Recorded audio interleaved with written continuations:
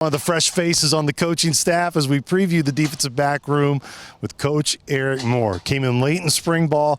He's got all fall camp to get to know Saluki Nation. Coach Moore, welcome. It's so great to have you. Thank you. What's it been like to get to know Coach Hill, the staff, the program, and now you're right in the thick of it here in fall camp? Oh, it's been great. I mean, everyone has really welcomed me and my family with open arms. You know, I've got a beautiful wife, Unique, and two boys, EJ and Elijah. Everyone's just been very welcome. We actually was able to get the staff out to watch those guys. My son and another coach's son play some little league there, get the little jamboree going. So it worked out. We had an off day. So just things like that. You know, you're surrounded by good men. So that's been really a key part of it. Just everyone's been welcoming. Just anything I need, being able to be a big help to me.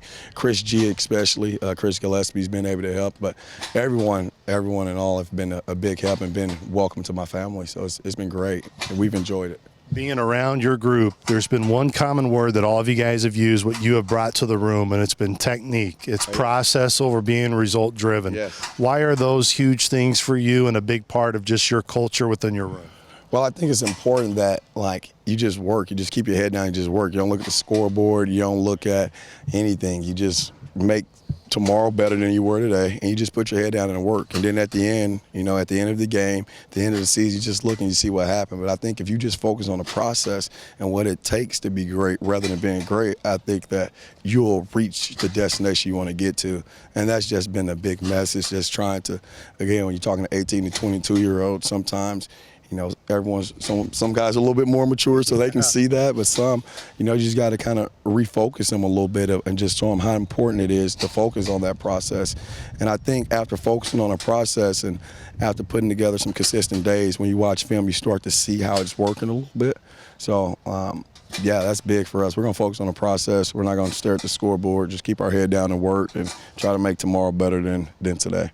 When you get the job a little bit late, what were the biggest challenges that you had to overcome? Just more of not things that you can't adapt to, but it's just, hey, maybe just makes the runway a little bit smaller than it typically would be. Oh, yeah. Oh, definitely getting over here. I mean, I talked about my family before, but, you know, in our profession, once you get a new job, you know, we've got to get things rolling rather quickly. So being able to get here and leave my family back in the St. Joseph, KC, Missouri area just at my last stop, you know, that was a little bit of a challenge. But, again, welcoming staff, great staff, Coach Hill and others, just able to make sure that I was in a good position to feel like home until my family got here, just and whatever that was, going out to dinner, just being in an Airbnb or being at a coach's house, just those things like that. I think that's what makes, like, October, September, November, the December runs, like things like that.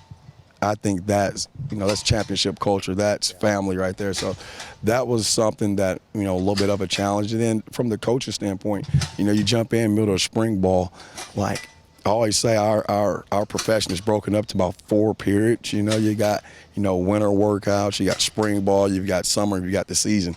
So when I'm coming in the middle of, you know, spring ball, I'm kind of in the middle of one of those segments. So it's important that, you know, when I got here, that I learned the guys.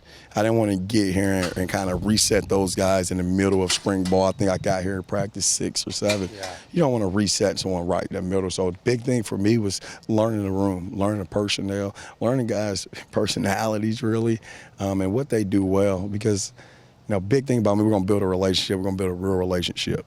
This relationship may start because of football, but we wanted to continue on after football. So biggest thing was just learning the relationships of the guys and seeing kind of, you know, how we're all the same, but how we're different as well. And then you start to see similarities. So it's awesome. When you think of the room, who are some guys that are no doubt going to be some core leaders for you and that you lean on to help relay your messages, especially to some younger guys who potentially could play? Absolutely. Jay Black, he's definitely going to be. He played a lot of football here last year, but also played a lot of football in his career at the different places that he's been. He's got some experience. He's also has the leadership characteristics, and I think that's important for your leader to have those, because sometimes you have a really good player, which Jay Black is, but like can struggle with some of those leadership qualities at times. He has them. So we're excited for that. Another one is Sebastian again. Got some younger guys in the room, newer guys to our program with the the freshman Denham Mitchell, freshman Gavin Shepard, then you got Cam Case and Arshawn Powell. Well, you get a guy like Sebastian and Jeremiah. Those guys have played some football. Nas is another one that's new to the program and hasn't played as much football. So those experienced guys like Jay Black, Sebastian, which we call Bash, those guys are going to be able to express some of their knowledge, along with myself, but to some of those guys that maybe hasn't had to do it as much, right? Just explain that, hey, you may play this rep like this versus that team, but versus this team, well, you probably should play it like this because of the tennies or because of whatever they learned last year or within the game of football. So sometimes that experience is going to be huge and what those older guys can share.